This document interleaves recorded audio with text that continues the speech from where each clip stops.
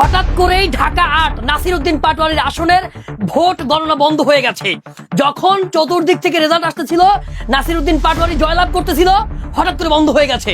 ইতোমধ্যে মির্জা আব্বাসের ভাগিনা সে পুলিং এজেন্টকে, পুলিং অফিসারকে ভোট কাটার জন্য কিভাবে হচ্ছে ভোট কারচুপি করবে। সকল বাতিল ভোট, আবারও বলতেছি, সকল বাতিল ভোট কিন্তু প্রিসাইডিং অফিসারকে চ্যালেঞ্জ করে এগুলো গণনা করতে হবে। এগুলা কিন্তু খামখেয়ালি করলে হবে না।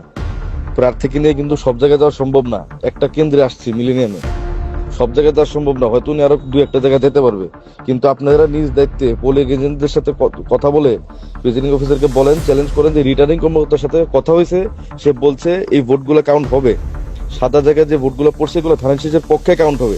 এগুলো জোর দিয়ে বলা লাগবে। জিনিসটা কিন্তু খামখেয়ালি করলে আমরা আমাদের সবার লস, আপনারও লস, আমারও লস। আমি মামাকে নিয়ে আসার চেষ্টা করতেছি কয়েকটা কেন্দ্রে, না পারলে প্লিজ আপনারা নিজ দায়িত্বে কাজটা করেন।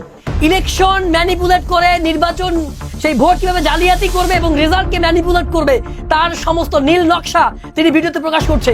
আপনারা ভিডিওটা দেখছেন কিভাবে তিনি ঘোষণা দিয়েছেন ভিডিওর মধ্যে যে কিভাবে ভোট কারচুপি করা যায়। প্রিয় বাংলাদেশবাসী, প্রিয় ঢাকাবাসী, আপনারা সবাই নিজ নিজ জায়গা থেকে প্রতিবাদ করুন।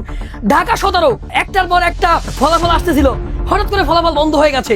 মিডিয়াগুলো, বিশেষ করে সোশ্যাল মিডিয়াতে, অনলাইনে, যেখানে একটার পরে একটা জামাত এনসিপি 11 দলীয় জোট জয়লাভ করছে, সেখানে ফেসবুকের বা সোশ্যাল মিডিয়া বাদ দিয়ে মূলধারার মিডিয়াগুলোতে সম্পূর্ণ নাই হয়ে গেছে 11 দলীয় জোট। প্রিয় বাংলাদেশ, প্রতিবাদ করুন, এখনো সময় আছে, প্রতিবাদ করুন।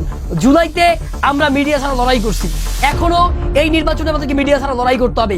শেষ সময় এসে হাত পা ছাড়া যাবে না। বিভিন্ন কেন্দ্রে ভোট যে জালিয়াতি করার চেষ্টা সারাদিন করা হয়েছে, সারাদিন জালিয়াতি করছে।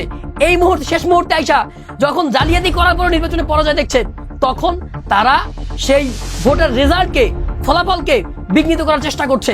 আপনারা ঢাকা গাজীপুরের একটা আসনে সেখানে ফলাফল দেওয়া হয়েছে, পরবর্তীতে সেই ফলাফল ঘুরে দেওয়া হয়েছে। সেই জায়গায় দাঁড়িয়ে প্রতিবাদ করুন। প্রত্যেকে ভিডিওটি শেয়ার করে দিবেন এবং লাইক দিয়ে এই পেজটি ফলো করবেন। আমরা লড়াইয়ের ময়দান ছাড়বো না, ইনশাআল্লাহ।